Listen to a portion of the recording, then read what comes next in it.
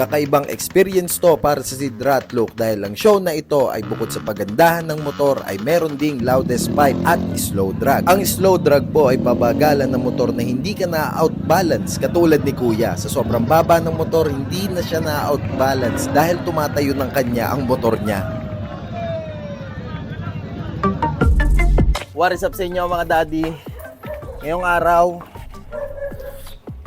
ay ang araw ng show ni Imaw kasi 'di ba pinalitan na natin 'to ng mga pandiinang parts. At ito na.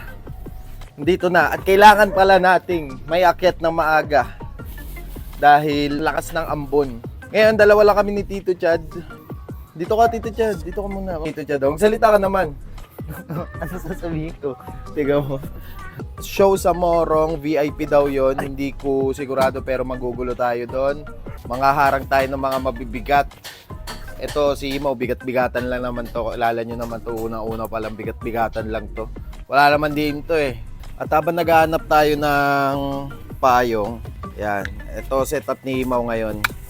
Okay, so nakita nyo nung una kulay puti yung mags niya. Pero ngayon pinalitan na natin siya ng KCR na mags. Yan. At parehas na Brembo, Radiant ata to na 4 pots, front and rear. Tapos yan, may bracket na rin yan. Ganun din, Brembo disc sa harap at sa likod. Tapos yung brake master natin, Brembo Rossi to. Yan o.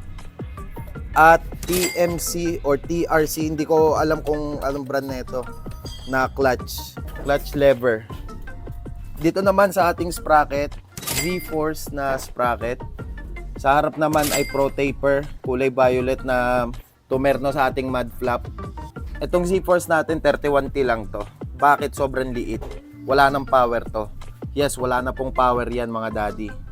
Pero kasi kung makikita nyo, flex na flex yung pinakang planche hub nya. Napakaganda tignan talaga. At ang mali ko pa dito, nasabihan na ako nung isang owner ng shop na Maxxis ang gamitin eh. Pero ang napili ko pa, Beast Tire. Ultimo gulong mo ay hindi angkop sa pagiging Malaysian. Bawas points to mga daddy. Harap likod pa naman to, Beast Tire. Nakakapanginayang kasi magkano rin bilhin natin dito, 2.5 ang isang set. Pero ngayon papalitan natin kasi nga mali. Kailangan Maxxis ang nakalagay. Ang Maxxis ay pang Malaysian concept.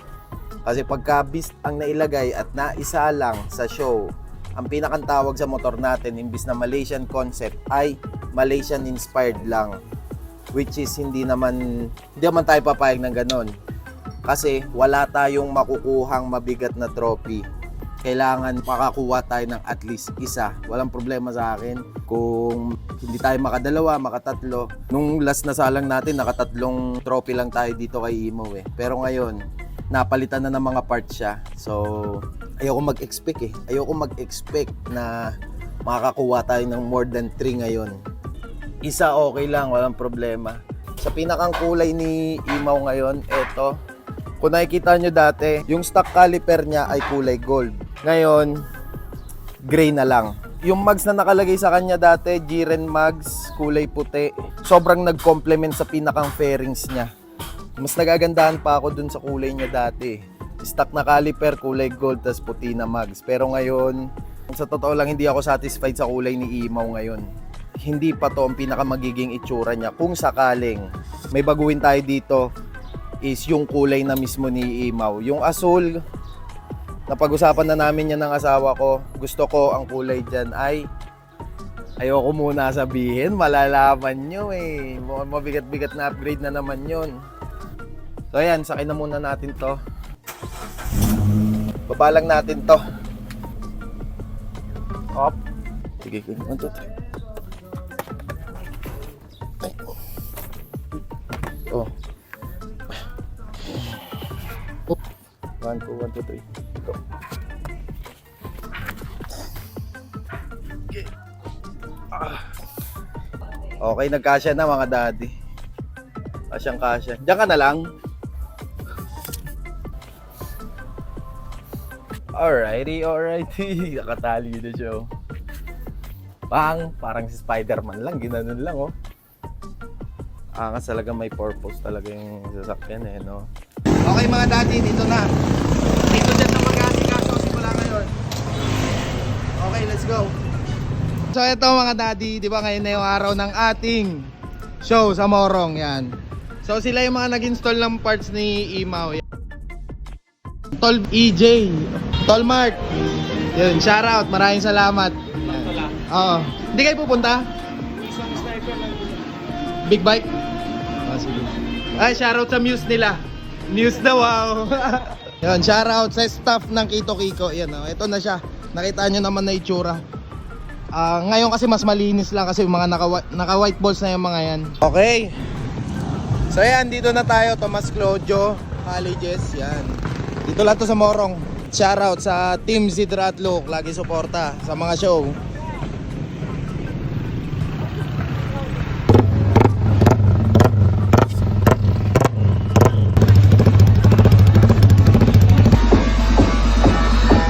So guys, yung registration fee 1,500. Masyado malaki pero walang problema dahil ang habol natin dito ay yung saya, yung pleasure. Ito yung mga naka-Malaysia, no? Street bike, Malaysia. Dito tayo, ano? Tol, sa'yo yan? Sa'yo yan? Pwede ba kami makitabi? Okay lang. Thank you. So, Pogi, saan pa kayo galing? Saan pa galing to? Binangon, Tayuman. Tayuman? Okay, yun. May kasama tayo, Binangonan lang din. Thank you. Makikitabi tayo doon. Tayo na wala tayong BS1. Kanila, sobrang kinang.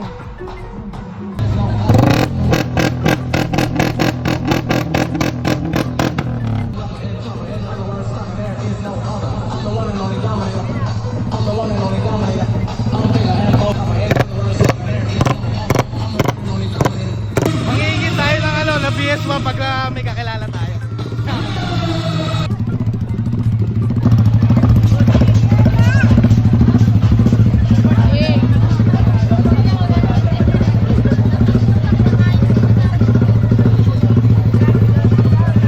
Okay na mga daddy, dito tayo po pesto.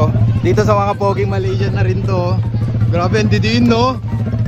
Tayo lang naka-stock shock sa likod ah. Ay, shout out, shout out. Ay, kilala tayo, thank you. Try lang, try lang.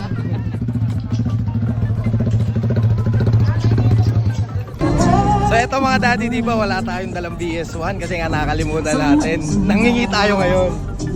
Si Tol Daryl, taga Binangonan to. So yun, nangingi tayo ng BS1. Tol, kuha na kami ha, BS1. Sige dad, ano mo na. Kahit isa lang, kahit isa lang. Okay. Tol, thank you ha. Thank you, thank you. Kapal na mukha no, nangingi no. Wala eh, sobrang busy. Actually, babalik pa nga ako sa resto ngayon kasi baka dumami tao doon, kawawa sila doon. Walang katulong. Tayo lang ang hindi nakashock. Ito yung shock natin, no? Stock shock lang. Oh.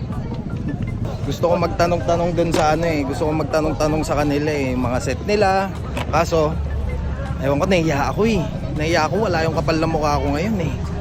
At sa hindi inaasahang pagkakataon ay nasira ang signal light natin sa bandang kanan sa likuran. At para sa kaalaman nyo, mga gantong bagay ay malaking bagay pagdating sa mga taong nagsushow. Dahil pagdating sa judging ay mababawasan po ang punto nyo pagka may hindi tama sa motor nyo. Pero dahil may dala tayong screwdriver ay naayos din naman natin agad. Sobrang epic kasi bigla nasira pa yung signal light natin.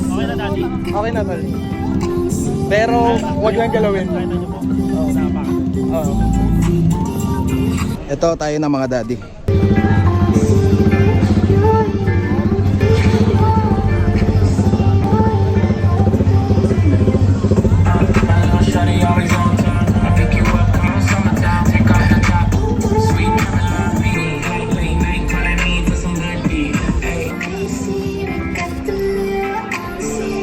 BS1 lang, halos pumantay na yung itsura doon sa mga naon eh.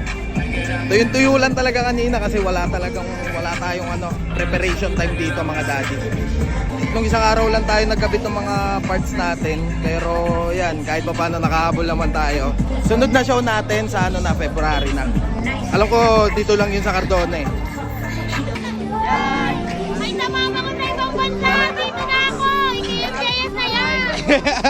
Shoutout, shoutout. At eto na ang isa sa nakakatuwa sa gabing ito, ang slow drag. Yung may blue na ilaw, ayan po ay Mio Sporty at siya po ay naka-stance. Ang ibig sabihin ng stance ay lowered. Lowered na lowered po talaga. Tulad ng nasabi ko sa intro, yung motor ni Sir ay tumatayo ng kanya dahil kumakayas na po yung ilalim parte ng kanyang motor sa sahig.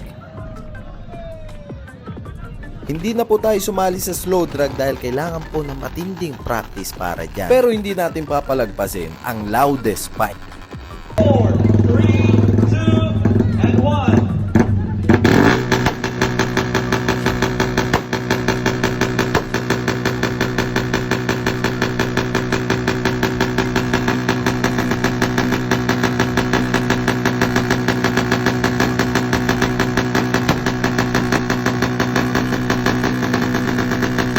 Sayang naman at hindi nagbuga ng apoy ang tambutso ni Imaw kaya hindi ganon kalakas ang tunog ng ating pipe. Ending, bagsak. Moody kasi itong si Imaw. Pero okay lang. I'm okay. I'm fine.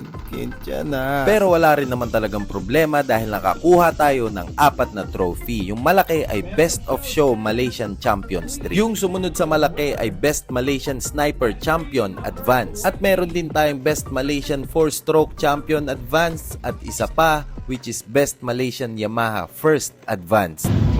Champion pa nga. Ito hindi to overall ha. Ito po ay champion ng Malaysian kung anong concept meron tayo mga daddy. Yan. Maraming salamat sa mga yan. Edison, salamat sa pagdayo. Lagi ano na 11:30 na siguro. Yan. Shoutout sa mga tropa. JC, Leo, Tol. Thank you. Tawa ko lang isa. Diyan, may ihe. Oh, ganda ng entrance, oh. Dami niyan, ilan yan? Isa, dalawa, tatlo, 4, may motor pa. Grabe. O, sige nga tol, kasya ba? Oh. Fit check. Oh, wag mo yan kasi tama. Okay. Ayun. Tara. Tamat-tamat.